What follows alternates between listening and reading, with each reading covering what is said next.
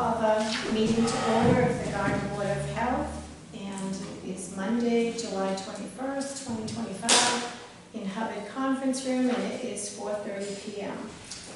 First item, first I need to read this announcement. Any person may make a video or audio recording of an open session of a meeting or may transmit the meeting through any medium subject to reasonable requirements of the chair as to the number, placement, and operation of equipment used so as not to interfere with the conduct of the meeting. Any person intending to make such a recording shall notify the chair forthwith. All documents referenced or used during the meeting must be submitted in duplicate to the clerk of the board or committee. All documents shall become part of the official record of the meeting. First item on the agenda, any public comment on agenda items, please limit to 2 minutes per individual comment. Is there anyone in the audience that would like to make a comment? None. So the next item on the agenda is review minutes from June 16th, 2025 Board of Health meeting.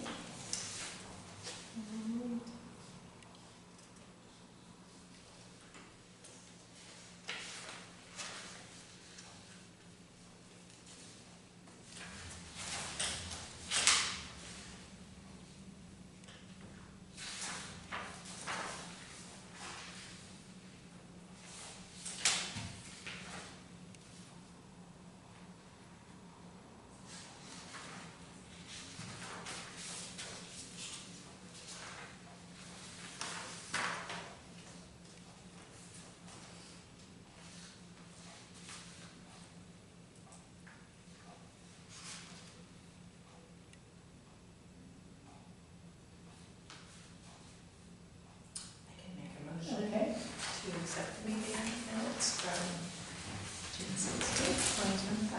Second. And any discussion, any changes? Yeah, there was just a typo thing. Instead of AM, it's A&D, but otherwise, all in favor, accepting the minutes for June 16th, 2025? And aye. Do you want me to sign this one? Yes, please.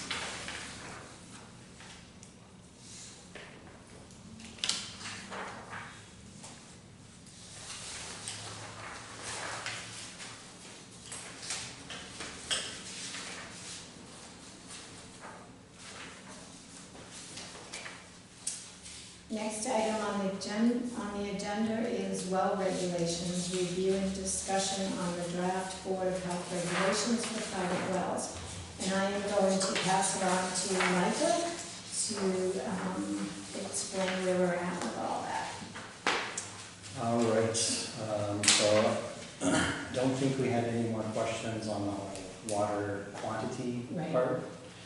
So that just leaves us with the water quality section.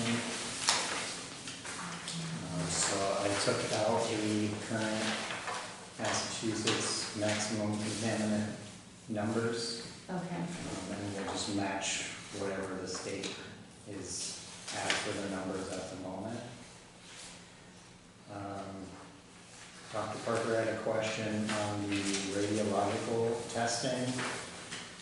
So basically, if they are drilling in bedrock and they detect the gross alpha particles at 15 or more, then they have to go back in and do testing for uranium and radium.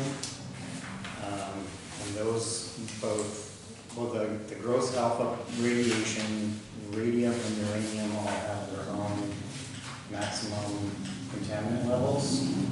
So I just put in that statement in yellow, just saying that. Which are you on? We're on Page 12. Oh, okay, yeah. Yep. So I just put in that statement saying that, again, those results would have to be in compliance with the Massachusetts guidelines. Yep, research and standards, yep. Thank you. Thanks for clarifying that. The other question we had a little bit of discussion on the rental property. So I added in a provision that if water results are unavailable, or I picked an arbitrary number of 5 years, or if they're 5 years older or more, then tenants would have the right to request new water testing at the owner's expense. I think that's reasonable too. And then that would need, I put it would need to be provided within 90 days. Yeah, I think it's good to have them again, just Okay. for perimeter, hold accountable. And then that, I believe, was the only Yay. questions we yeah. talked about. Good work. Other than an effective date. Right, so,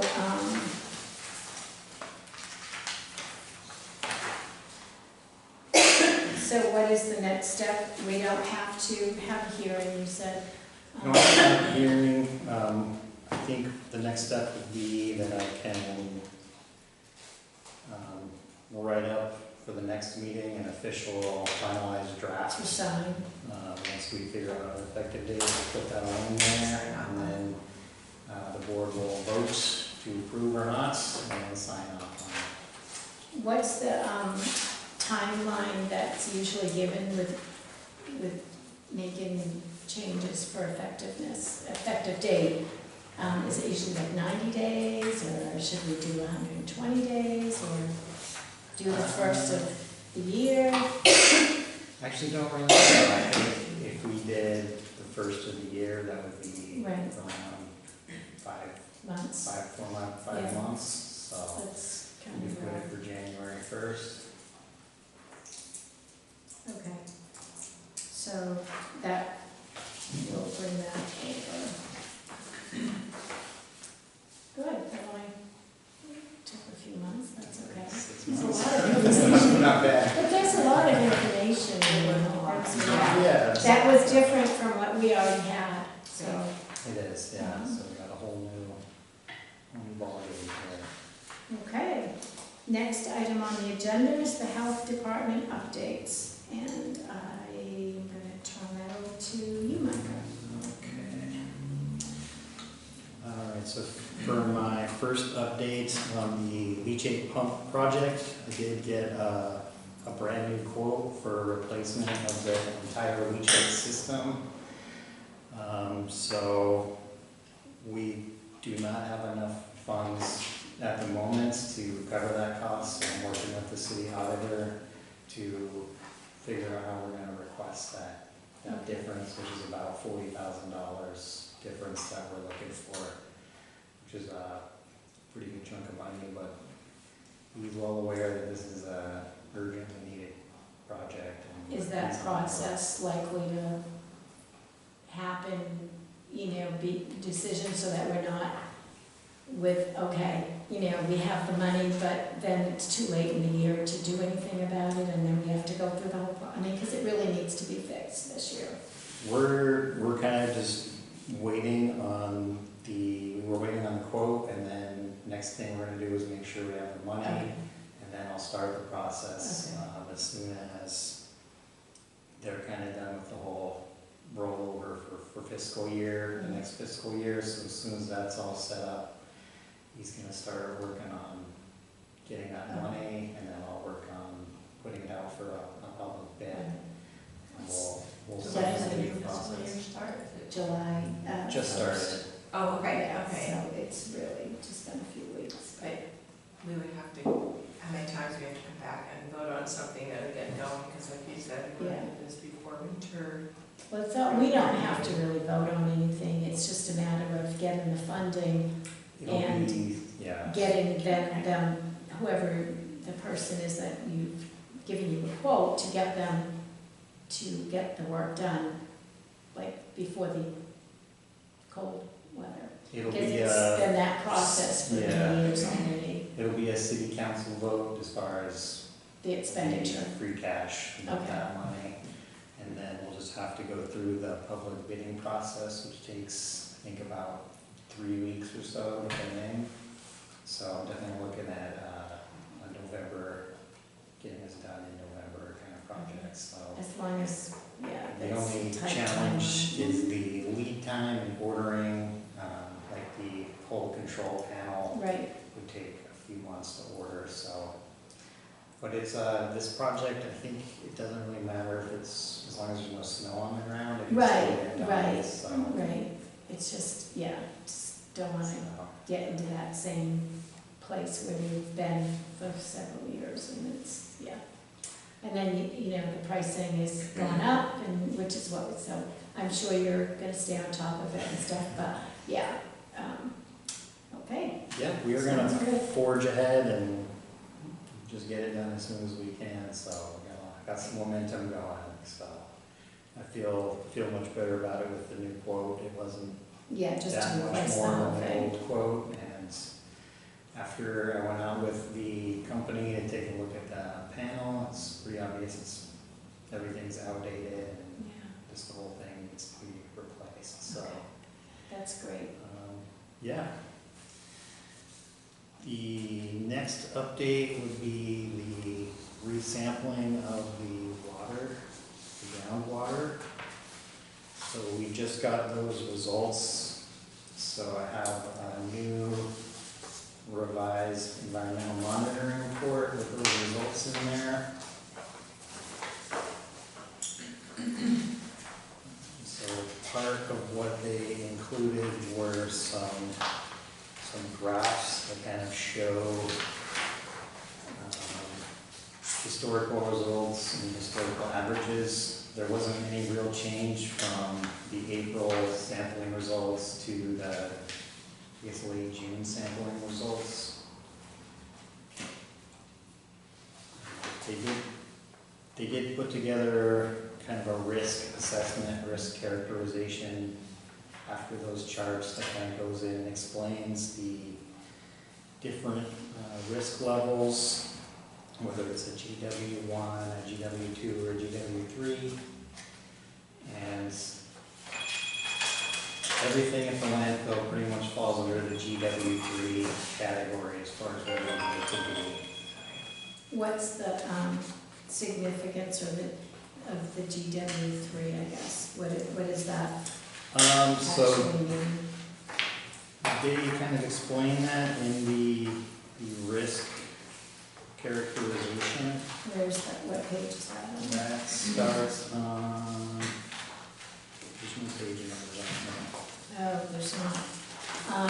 After the chart? there. After the chart, Oh, risk characterization, okay.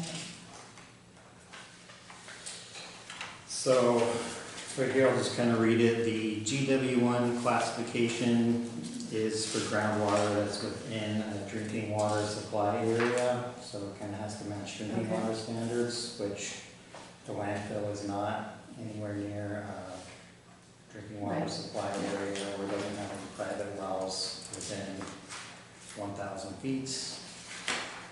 The GW2 classification is anywhere where groundwater is located within 30 feet of a building, which we just have the one building that's occupied, and there's, again, nothing, no risk associated with that. And then everything else falls into the GW3 category. And each category has its own maximum contaminant level. So for us, since we fall under the GW3, we're really not even remotely close to those contaminant levels. For example, 1,4-dioxane, our wells are between 4 and 8. The GW3 standard for that is 50,000. So we're like, We're even well below the GW2 standard, which is 5,000 for that. So the only standard we're exceeding is the drinking water limit, which this groundwater is not going to be drinking water.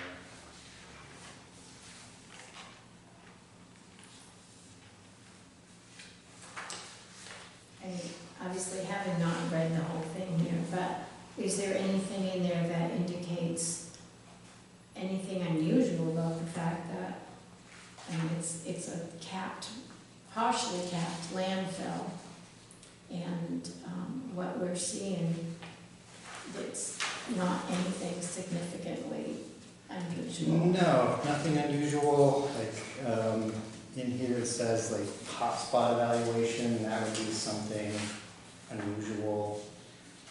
Where, and it says that according to CEC's opinion, there are no hotspots. Right, And that'd be something where the levels are way higher than everywhere else in a certain sampling location.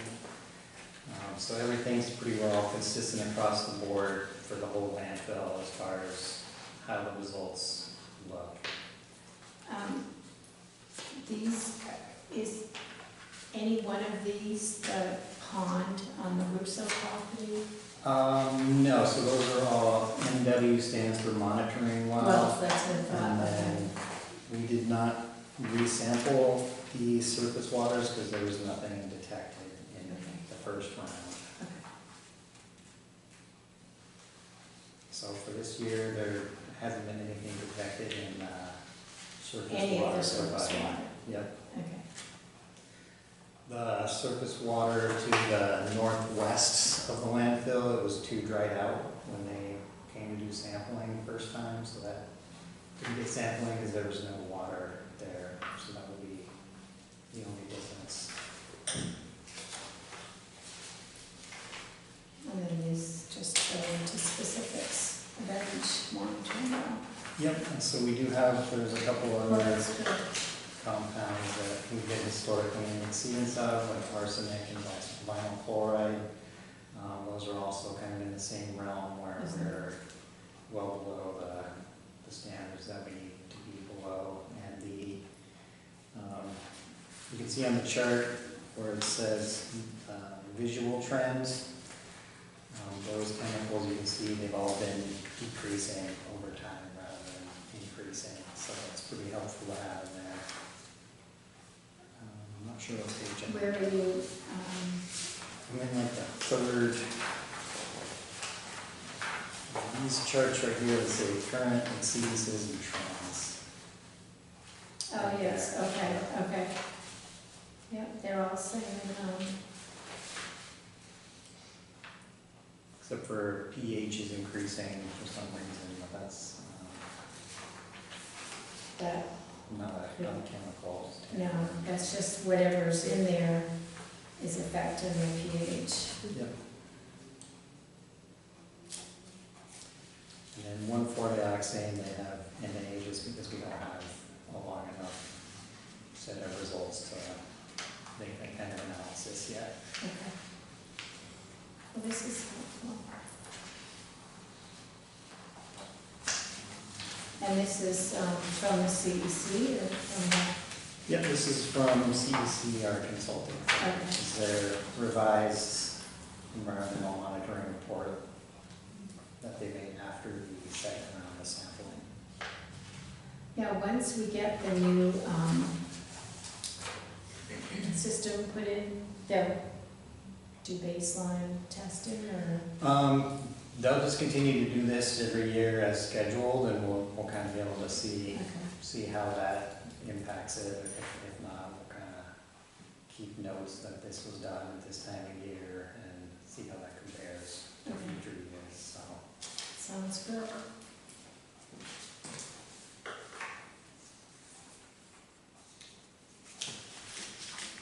Oh, the last thing that's in the report, CEC did request relief from Mass DEP as far as there's a requirement in the regulations that we follow that say every exceedance requires retesting. CEC did ask for relief from that requirement, but I went and talked to DEP and rescinded that request. So every time we have an exceedance, we're gonna resample Okay. and just stick with that. Right, That's okay. That's the way But it should be. CEC was looking to not want to? Just based on the fact that everything historically has stayed so much the same. Okay. They wanted to use that data to see if we could get around that requirement. Yeah, no, I felt that. I just talked with them and said we're just gonna Yeah, stick no, I feel better about that to too. extra testing. Good. Any questions?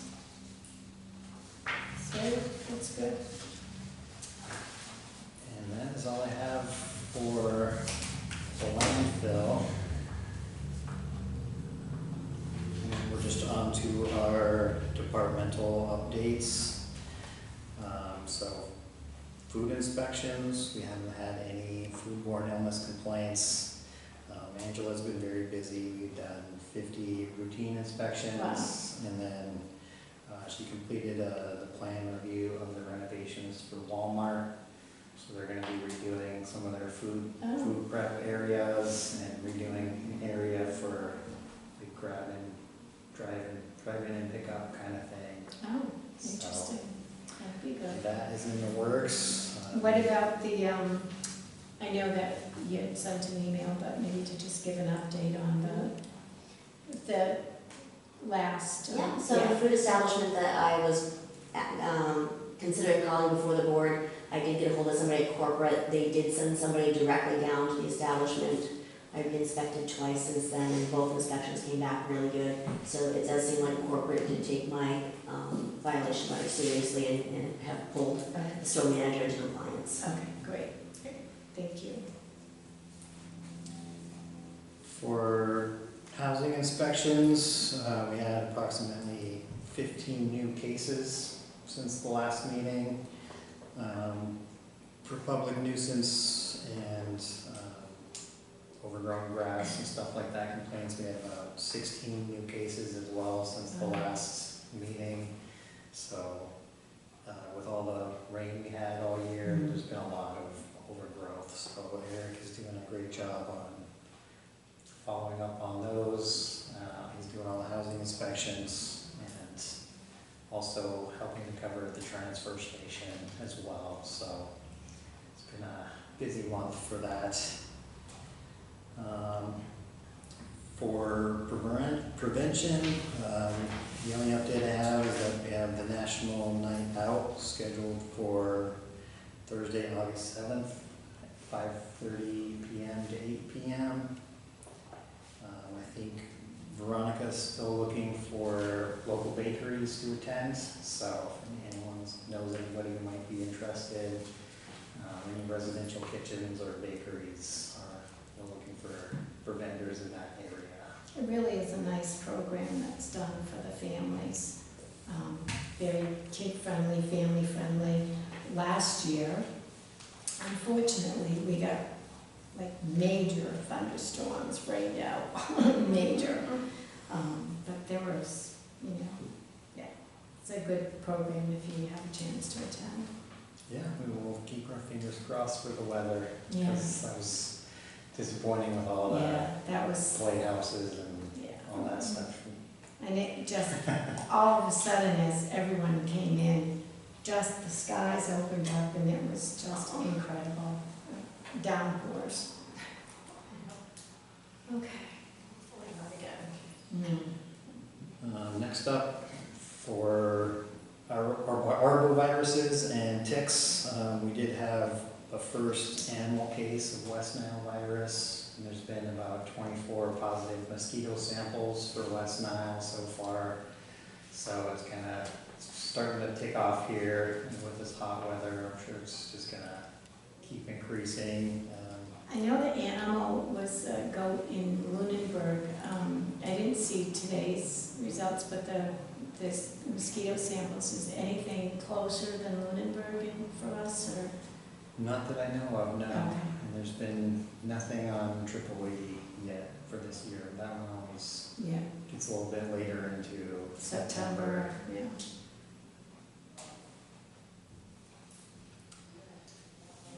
That's all I have for that. The next thing is the PhEP update. That's the public health emergency preparedness. We're in the biggest region called Region 2. So up until now, they've had some independent contractors who have been working on things like emergency dispensing site plans and any kind of other projects like that. They recently decided to not continue either one of their contracts, but we did just get a brand new emergency dispensing site plan. So there's really not a huge need for a full-time person to do that, but we'll keep looking to FEP for that. One thing we needed to do for this meeting is I've been our representative to FEP. Every year they ask for a letter signed by, I think at least the chair, authorizing that. So I'm willing to continue to be the representative, and if I put you down for the alternative, if you wanted to keep going with that. Unless you, either of you would Unless somebody like else to. wants to. So the meetings, it's attending the meetings in case Micah can't. Like I might listen to them or might go to some of them, but I don't vote. There's only one vote from Gardner, and if Micah's there, then, he would get the vote. But if there's, for some reason, he can't go, then that person would be there and have a vote for Gardner. Is it monthly?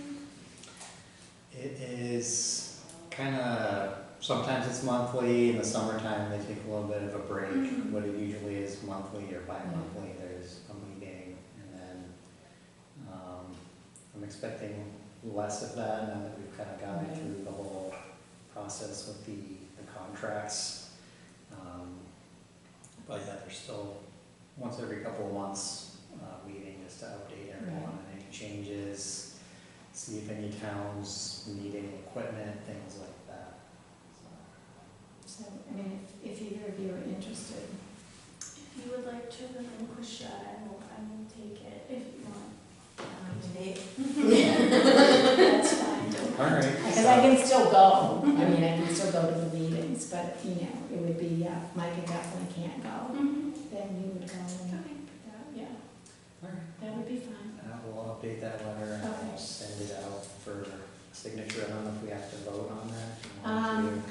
Yeah, I think we probably should, so if you want to I make a motion that Micah is our representative for the FAP Region 2, and for alternative would be Emma Chayton. I'll second that. Okay, all in favor? Aye. Okay, Thank you for I can even stop by and sign it if it's just that. Yeah. Yeah. I'll make that to And our emergency dispensing plan drills, like, with all the citywide departments and stuff, we're current with all of that and up to date and everything, yeah. Yep, so I gave them all the information as far as all the emergency contacts, police, fire, board of health, health departments. And I can definitely send you a copy of that dispensing plan, now that we have that. And the Han drills, that's something probably Emma's not, I don't think we've had any since Emma has been on board, but, And those, I think, do those go to you? Do you get I those? get them, yeah, we all get them, and usually, depends on what type of drill it is. It might just be a matter of going in and just acknowledging it, but you usually fill out any changes or make sure everything's updated. That's usually the drill, is that they just want to make sure you're able to log in Right. and look at it. So the drill is, I do it every time, but it's usually to go in and update your emergency contacts and verify that there's. Or they might just accurate. request that you receive it. So Han is health, no, trying to remember I think it's Health Alert Network. Health Alert, yes, Health Alert Network. It's for emergency preparedness. And your email, you would get an email saying, this is a drill, Han Alert, the access code and all that we can share with you if it comes through. But you might get a drill just saying, an email and just saying it's a drill. And they want to make sure that you're able to be contacted at that particular email address. Okay. So, okay, thank you. I guess we're on to New business. New business. The only real news I have is that is it the Super 8 Festival? Yes. That is Yes. no longer a shelter, and it's going back to business as a hotel. It is gonna be doing that, I believe so. because They've already changed the signage. yeah, okay, because people have been asking me, and they said, oh, is it gonna get torn down, or, is it gonna be closed? And I said, no, my understanding would be that they'll go back to business. I mean, it's the only hotel in the area, but, so everyone's been transferred out, or That's to our knowledge, relocated. yes. Yep. The last update I have would just be the transfer station. So right now our transfer station supervisor is on extended leave. So Eric's been assisting with his duties, and we'll have other health department staff cover as needed until that's over. But we did have to close for a couple of days just due to being shorted, but I don't anticipate being closed again. And we'll do our best to manage while that's going on. We had talked previously about trying to upgrade the transfer station quarters for staff. Has anything happened with that? Not a lot has happened with that, just because there's not really funding. So we may, part of the reason I raised the rates was to try and Right. change that a little bit and at least get us closer to being in the positive for the transfer station. And we're just gonna see how that goes, and we may need to raise the rates again, just based on what we see in other communities. We're still much cheaper than everywhere else. And that kind of brings me to my next update, is that we're working to ensure that the transfer station is for residential trash only. And anyone who's commercially generating waste is not gonna be accepted. So there's a few people where it was not quite clear what they were doing, but if we think you're operating in a commercial capacity, we won't accept you anymore at the transfer station. Right. And anyone who is commercially generating waste should utilize E.L. Harvey in Fitchburg. I imagine with all the changes all throughout region, all the state, everywhere, people are probably having lots of difficulties challenging on where to dispose of things, especially commercially. The costs for trash and recycling is just it's going up at a higher rate than inflation even, so it's just gonna be something we're gonna have to try and keep up with, so. That is all I have for updates. Okay, anybody else have anything? Anything we should know about upcoming flu? I mean, it's not time yet, but by end of August, When- maybe. MPHN has a meeting coming up soon, so from what I can update from what I remember, and help me out here, but they had pre-ordered flu vaccine, and the vaccine that they ordered had the thimerosal. Yeah.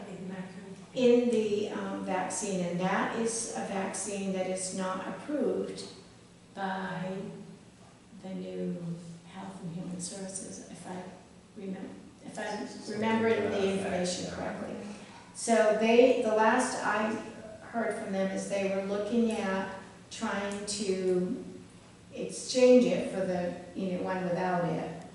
It's what's used as a preservative in the multi-dose vials, and they only want to be using the single-dose vials with none of that in it.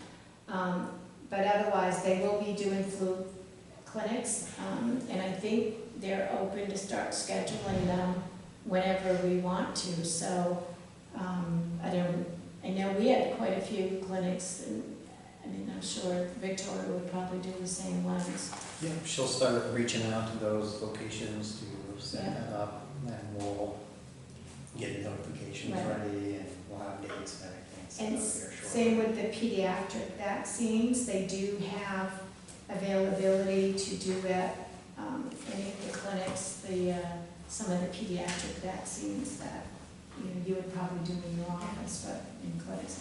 The one, from what my latest understanding anyway, unless something's changed, is the COVID vaccine is not been, has it been completely approved, the update? I don't know. Yeah, the last I understood was that was the one in question, because it hadn't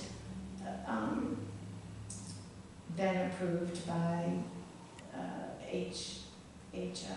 Health and Human Services through CDC, and nor was it clear that they were going to.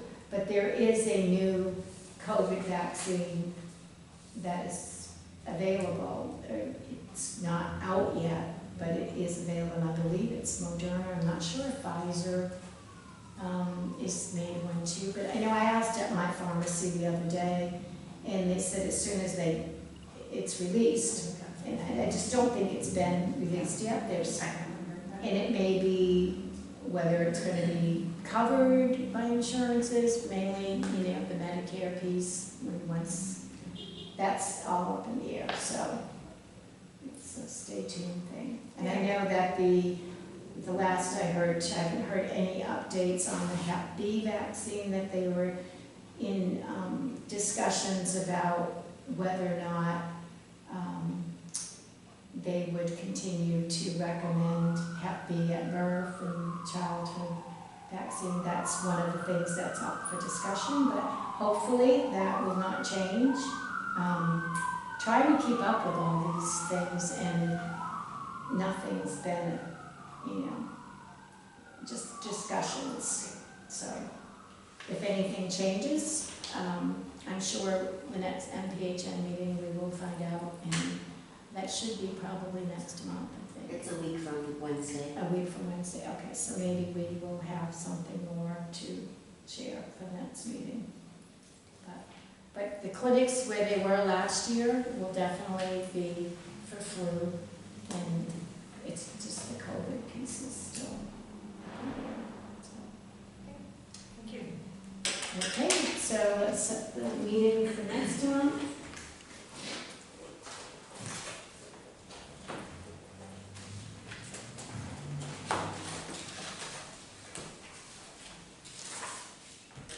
So, August.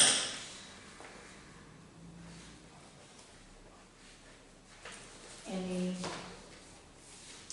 conflicts? We will have to double check with Jeff after, but Yeah. Let's get going. I might miss next month. Nothing is looking great, unfortunately. Yep, so I can do, 18 or 25. I can do either one of those, so whatever works out better for you or Jeff, I can keep them open. Do either of them, no? All right, well then, you want to just do the 25th, and we'll see what, if that's an issue with Jeff. I'm just going to put a note.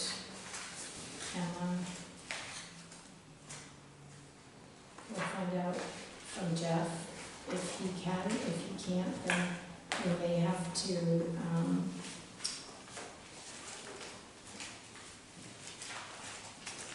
change it then, Yeah, because that would be a quorum. Oh, right. Yeah. Now with 4, we have to have at least 3 as a quorum. Okay. Right. Yeah.